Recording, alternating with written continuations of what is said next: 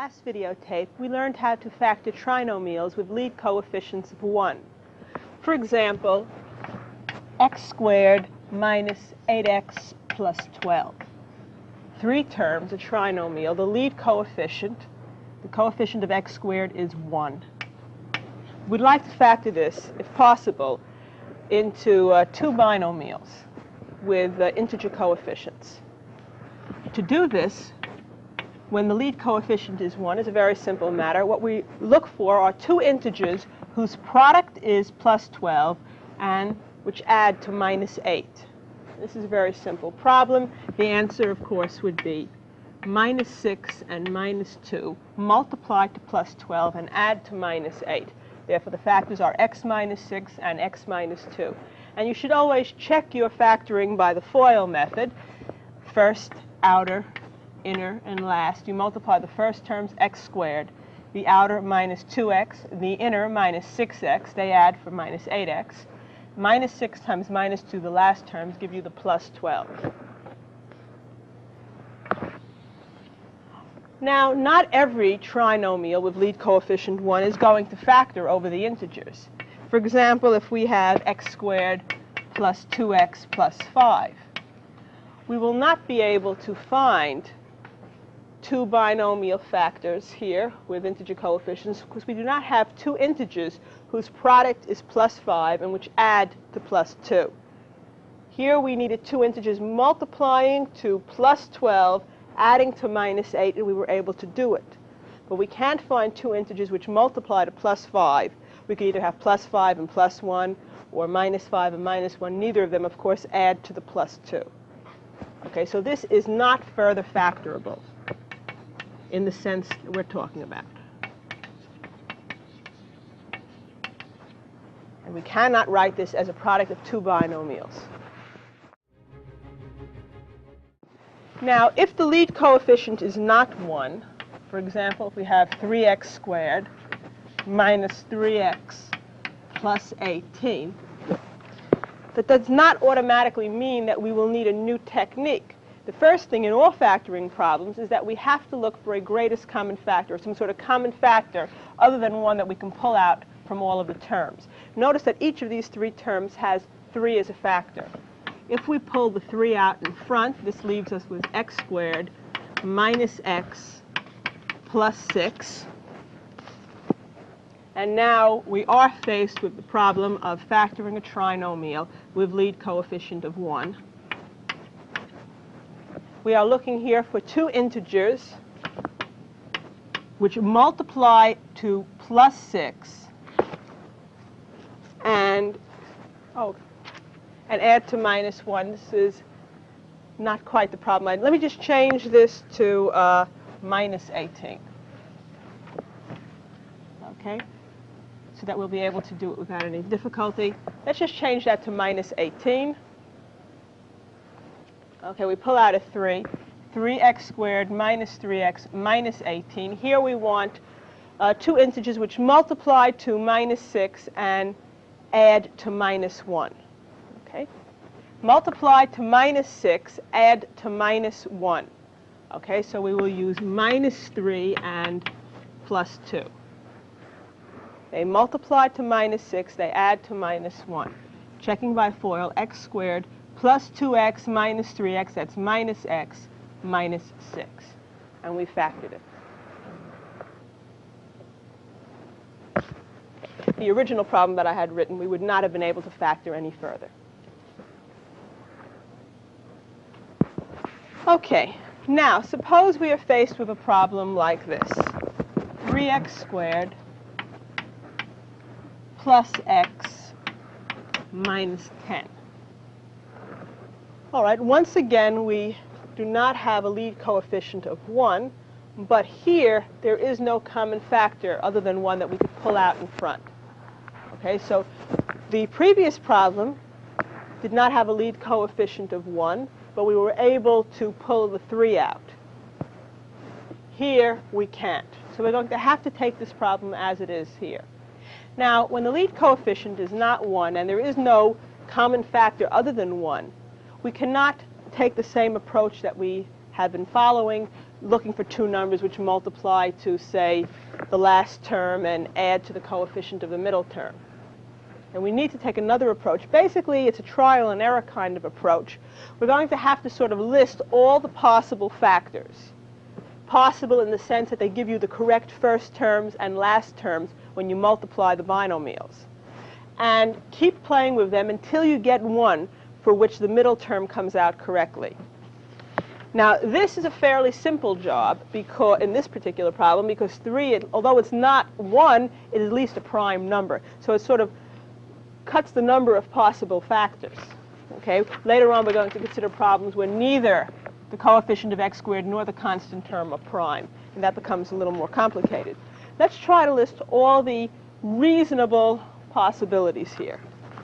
Well, we could have, for example, 3x plus 10 times x minus 1. That's one possibility. Remember, we're trying to get 3x squared for the first and minus 10 for the last. Okay, this is the way we're working. I am not going to worry right now about the middle terms. 3x and x, we can use that for each of them and just, for example, if we have plus 10 and minus 1, we can make it now minus 1 and plus 10. By the way, when you were talking about, let's move over here, when you're talking with lead coefficient of 1, okay, then they both start with x, the factors here. It doesn't matter if you have x minus 3 times x plus 2 or x plus 2 times x minus 3.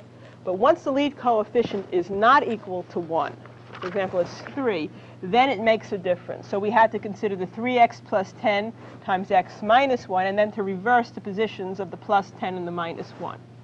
So these are possibilities.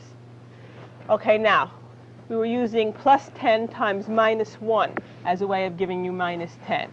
Of course, there are other ways. We could have, for example, 3x minus 2 times x plus 5, doing minus 2 times plus 5 to make the minus 10, or 3x plus 5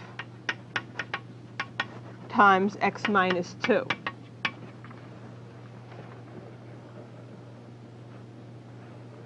Okay, using minus 2 and plus 5. We could have also used 3x minus 10 and x plus 1, 3x plus 1, x minus 10.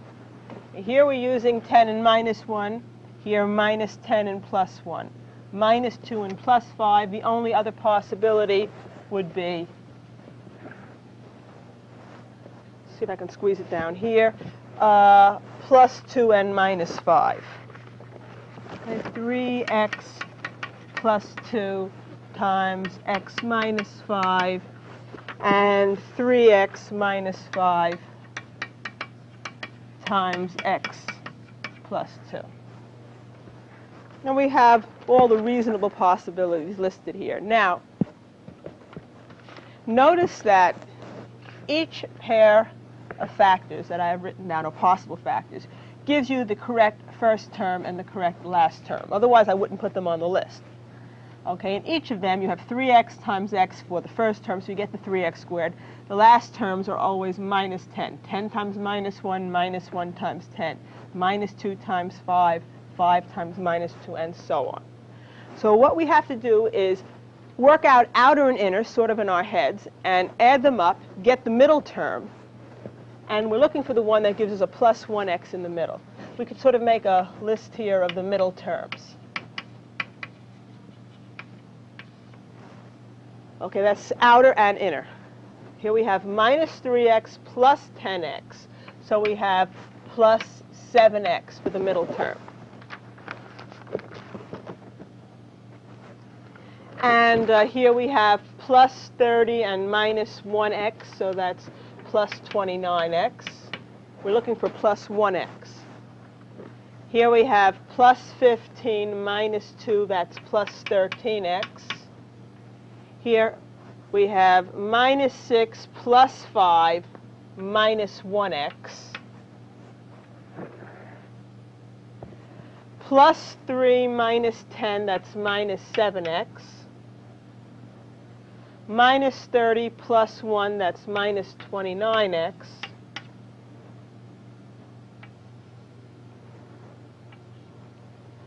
minus 15 plus 2, that's minus 13x, and plus 6 minus 5 for plus 1x, which is, of course, the one we were looking for. When you see, by the way, the minus x here, that's sort of a tip-off that these factors are almost correct. The only thing that had to be done was that the plus 5 was switched to a minus 5, the minus 2 to a plus 2, so that the sign would be reversed in the middle. Okay, we're going to be coming back to that later on. Okay, so the correct factoring here, we have 3x minus 5 times x plus 2. And by FOIL, this gives us the 3x squared plus x minus 10, which is what we were looking for. Okay, this is the correct answer.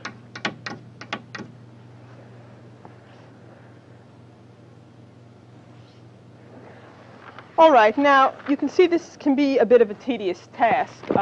As I said, this is not even as bad as they get because 3 could only be made with 3 times 1. Okay? If, for example, 3 were a number like 12, and there are a variety of ways to get the product of 12, then we'd have many more possibilities. It's convenient if we have some sort of short way of running through the various possibilities.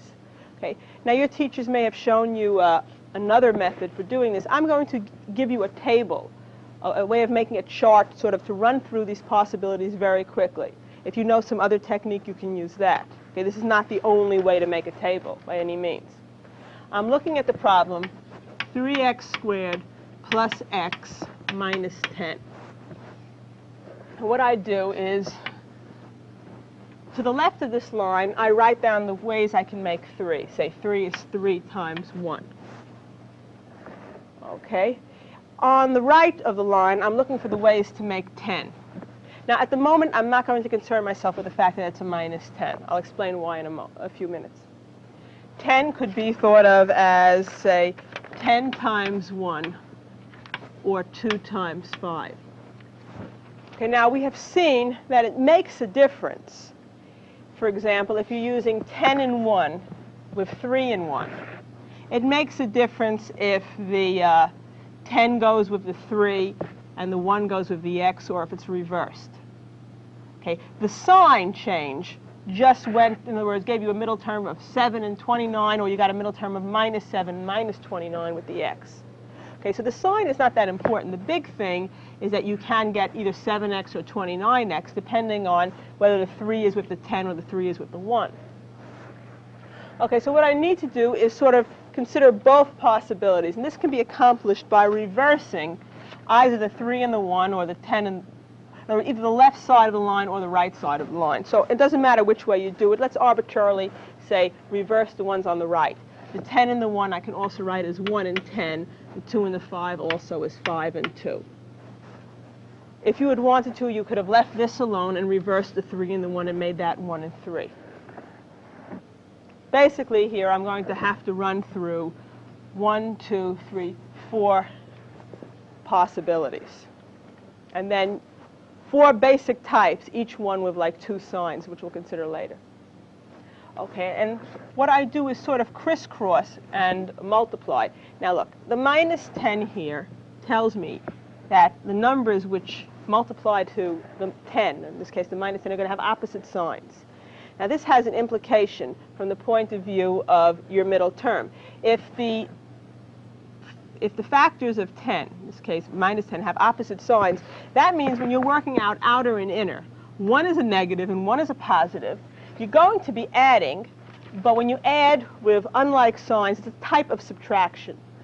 Okay, so when I see this minus 10, I'm going to make what I call a subtraction table. And here's what I'm going to do. This is because of the minus 10, because the last term, I'm going to multiply the 3 times the 1 and the 10 times the 1. 3 times 1, that's 3. 10 times 1 is 10. And 3 minus 10, that's minus 7, or 10 minus 3. In other words, the absolute value is all I really care about here. This is a difference of 7. Okay? 10 minus 3, or 3 minus 10. The plus or minus 7, I'm not interested in this moment. That'll depend on where I put the minus sign, here or here. Okay, I'm looking for a difference of 1. That's the coefficient of the middle term. 1 or minus 1, it won't matter. Either of those I'll be happy with. It'll tell me which factors I'm going to use. Okay, 3 and 10, the difference is 7. That's not correct. I will now try 3 times 5, that's 15. 1 times 2, that's 2. 15 minus 2, 13. That's not correct. 3 times 10, that's 30. 1 times 1, 30 minus 1, that's the 29. And then the last one is the correct one. 6 minus 5, that's the one. That's what I was looking for. 3 times 2, 6.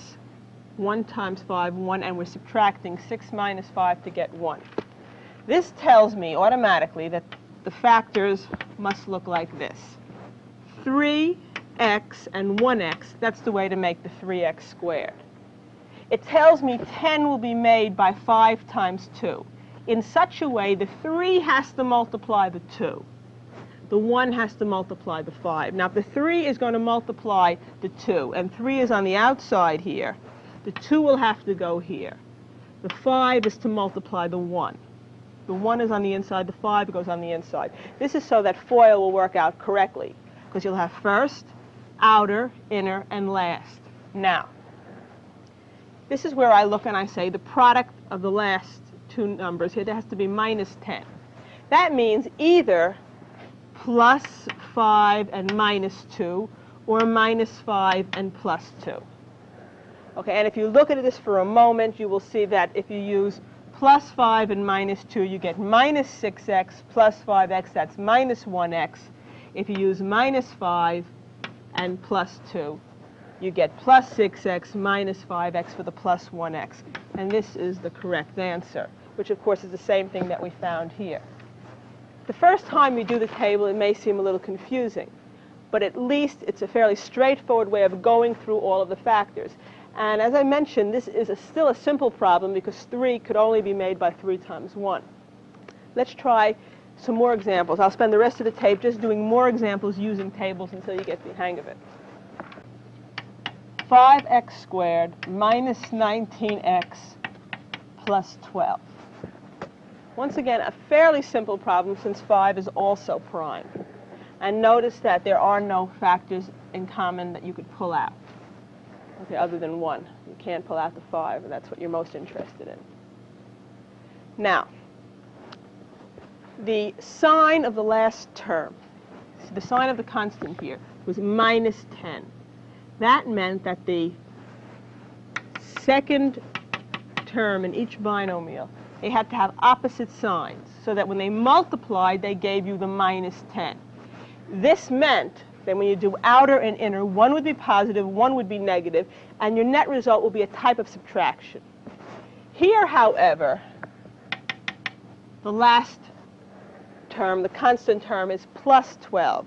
This means that the second term in each binomial, when you factor, is going to be the same sign, either both positive or both negative.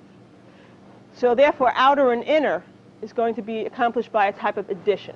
So I will make what I call an addition table, the same way, except over here, when I crisscrossed and I said 3 and 10, the difference is 7, I would in an addition table be saying 3 and 10, the sum is 13, and using sums rather than differences to get the minus 19. Okay. The ways to make 5, well, we can just use, say, 5 and 1. To get 12, let's say 12 and 1, 6 and 2, 4 and 3. And since I have to consider both possibilities, I can either reverse the 1 and the 5, okay, put a 1 here and a 5 there, or I can reverse the ones on the right. Okay, let's see what happens if we reverse the 1 over here. Okay, it doesn't matter. You just have to, in other words, this way, if 5 and 1 did not get it for me, then I would drop that from consideration and start using the 1 and the 5.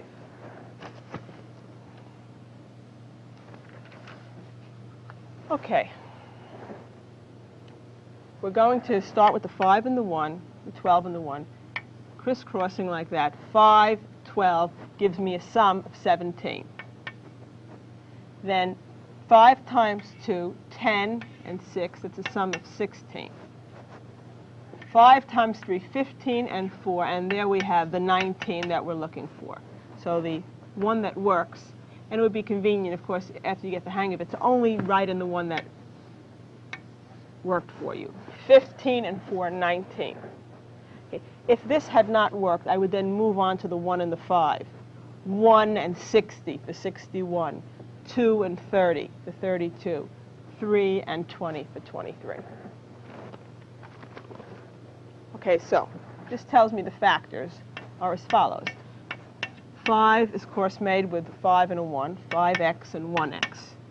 The 5 is to multiply a 3. 5 is on the outside, so 3 will be on the outside. 1 is to multiply the 4. Now, the 4 times, I have to have a plus 12. So either they're both positive or they're both negative. Now, if they're both positive, you can see what's going to happen. You'll have plus 15x, plus 4x, plus 19x. Okay, if they were both negative, we'd get what we want. 5x squared minus 15x minus 4x minus 19x plus 12. And here we have the answer. Remember, it's the sign of the constant term that determines whether it's an addition table or a subtraction table. If it's plus, it's addition. If it's minus, it's a subtraction. After you're all finished, then you look to the sign of the first degree term. Okay? And that helps you figure out if they should both be positive, both be negative, and so on. That runs through the various possibilities. Okay, let's try some more examples. Okay? 6x squared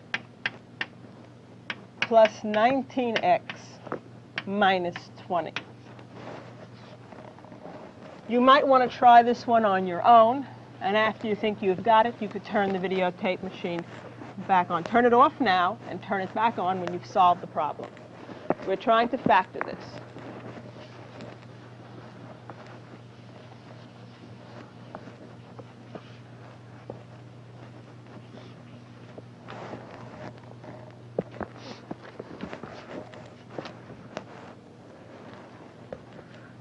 Okay, now what makes this problem a little bit more interesting is that there are several ways to make 6. 6 is not prime. You can make 6 6 and 1, or 3 and 2. And 20 can be made 20 and 1, 10 and 2, or 4 times 5. Now, we have to reverse either the right side or the left side, and it doesn't matter as long as one set is reversed. So let's just arbitrarily say we'll reverse the left side here. 1 and 6, 2 and 3. We will take now, we'll start by taking the first set on the left, crisscrossing with each of the ones on the right. If that doesn't work, we'll move to the second set and so on. This is, by the way, a subtraction table, since we have a minus 20 there. In other words, the last terms will have to have opposite signs. Okay, let's go. 6 from 20, that's 14. It's not right. We were looking for a 19, a difference of 19 or minus 19. Okay, 6 and 20, they don't subtract to 19. 12, take away 10, that's 2. 30, take away 4, 26. So the 6 and 1 combination here did not work. I can eliminate that from consideration. 3 and 40, the difference is not 19. 6 and 20, not 19. 15 and 8, not 19. 1 and 120, that's not it. 2 and 60, that's not it. 5 and 24, that's it. A difference here of 19. 24 minus 5 gives you the 19. So we can then write this as the 6x squared, we now know, rather than say the 2 and the 3, will be made by the 1 and the 6. In such a way that 6 is to multiply 4 to give you 24. So 6 here is on the inside, the 4 has to be on the inside. Therefore, the 5 is on the outside. We have 6x squared. Now, we need plus 19x and minus 20. It can either be a plus here and a minus here, or a minus here and a plus here. The correct way is plus here and minus there to give us minus 5x plus 24x, that's plus 19x minus 20.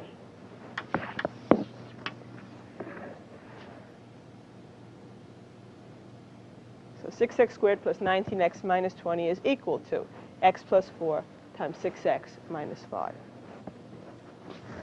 Okay, let's try another one of these. 6x squared minus 23x plus 20.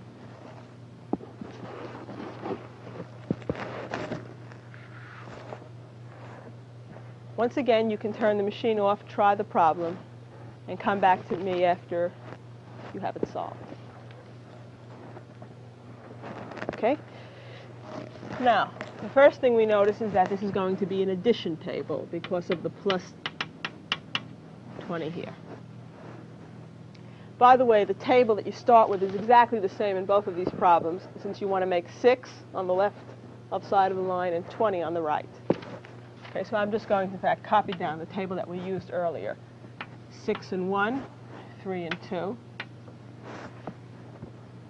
20 and 1, 10 and 2, 4 and 5, and then reversing either side arbitrarily here, the left side, 1 and 6, 2 and 3.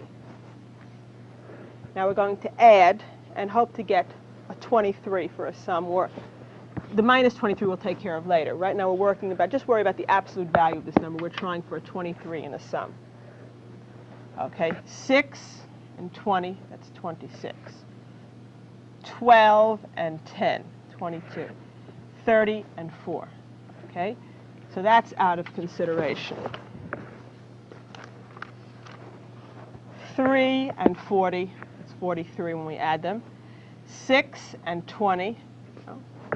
15 and 8, that gives us the 23 that we're looking for. Okay, so the 6 this time will be, 6x squared will be made by 3x and 2x in such a way that the 3x is going to multiply the 5, the 2 is going to multiply the 4. Now we want to wind up with a plus 20, so either they're both positive or they're both negative.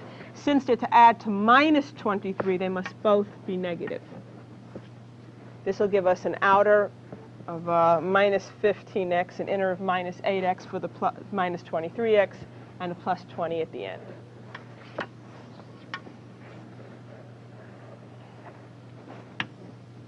Remember, the sign of the constant term determines whether you're going to subtract or add in your table. After you're all finished, then you look at the sign of the first degree term. If this had been a minus 19, all that I would have to do would make this a minus 4 and this a plus 5. Similarly, if this had been a plus 23x here, I'd make this positive, and that would have given me 23x plus 20. Okay, so you can take care of the sign of the second term afterwards. The sign of the third term, the constant term, determines whether you're going to subtract or add in your table. Okay, let's try some more. 60x to the 4th minus 80x cubed minus 15x squared. Now, you might say, hold off, this doesn't look like anything we've been doing. Okay, this is just trying to remind you that the first thing is always to look for a common factor. Don't jump right in and look for ways to make 60 and ways to make 15. Okay? It's a much simpler problem. We can pull a certain amount out in front before we start the problem. These terms do have something in common. Okay, let's see what they have in common. We notice that we have an x squared, an x cubed, and an x to the 4th, so we can at least pull out an x squared from the three terms.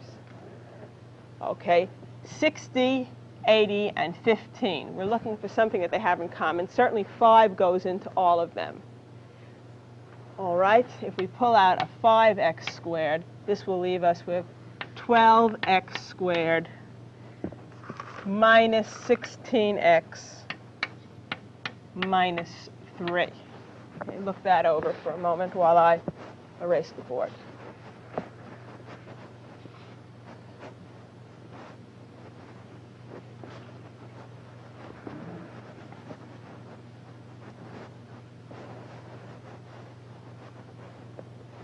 You can actually, of course, factor each of these constants, okay, down to their prime factors and look for as much as they have in common. It turns out 5 is the only factor that they have in common. Okay, now it's not a great problem, but it's a lot better than it started off with. The 5x squared we pull out in front, and we're now looking to factor this trinomial here. Okay, we're looking for ways to make 12 and ways to make 3. 12 can be made by, say, 12 and 1, 4 and 3, 6 and 2. 3 can be only made by 3 and 1. I have to reverse one side. I have more room here, so I will reverse the 3 and the 1 and make it 1 and 3. This is a subtraction table because it's minus 3. The last term is negative, which means the two last numbers here will have opposite signs. I am looking for differences of 16. I'm looking for a difference of 16. Okay, 12 take away 3, that's 9. 36 take away 1, 35. This is not working. 4 take away 9. That's a difference of minus 5, but it's not what I'm interested in. 12 minus 3, 9. That's not right. 6 minus 6, that's 0. 18 minus 2, that's the 16 that I'm looking for. This tells me that 12x squared is to be made by 6x and 2x. The 3, of course, is 3 times 1, but in such a way that the 6 multiplies the 3, and since 6 is on the outside, 3 will have to go here. The 1 will multiply the 2. Now, just a matter of determining the signs. They must be opposite because they're multiplying to minus 3. So let's see if it's plus there and a minus there. We would get 12x squared minus 18x plus 2x minus 16x minus 3. So we have factored this one completely. 5x squared times 6x plus 1 times 2x minus 3.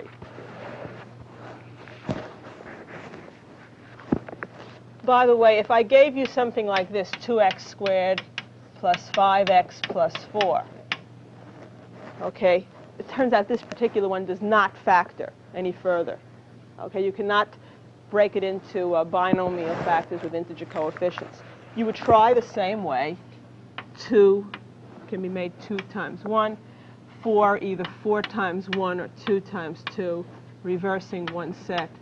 This would be an addition table. We would have 2 and 4, 6, 4 and 2, 6, 1 and 8, 9, 2 and 4, 6. None of them give me a sum of 5, so this is not further factorable.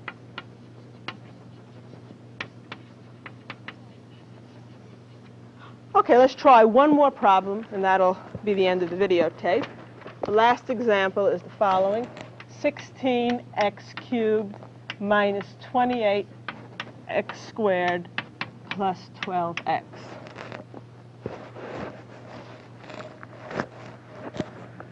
Once again, the correct way to start a factoring problem is to ask yourself if there's anything that you can pull out from all of these terms. We notice at least that there is an x that can come out. And we see, in fact, that there is more. 16 is 4 times 4, 28 is 4 times 7, 12 is 4 times 3. We can pull a 4 out from each of them. 4x, okay, if you take, you can rewrite 16x cubed as 4x times 4x squared. And 4x times minus 7x will give you the minus 28x squared, and then 4x times a 3. This gives us 16x cubed minus 28x squared plus 12x. We are now looking to factor this into the product of two binomials. Okay? We're looking for ways to make 4. 4 times 1 2 times 2. Ways to make 3. 3 times 1. Reversing one set, so we'll make this 1 and 3. This is an addition table. Since the last term, the constant has a positive sign. We are looking for sums of 7. Don't worry about the minus 7. We'll take care of that later. A sum of 7. And we hit it on the first shot. 4 times 1 and 3 times 1. This tells me the 4x squared is to be made as 4x times x in such a way that the 4 multiplies a 1 and the 1 multiplies the 3. If you made them both positive, you would get plus 3, but then you would get plus 7x. So make them both negative. Now you get 4x squared minus 4x minus 3x minus 7x plus 3. This is the answer to this problem, and this brings us to the end of the videotape.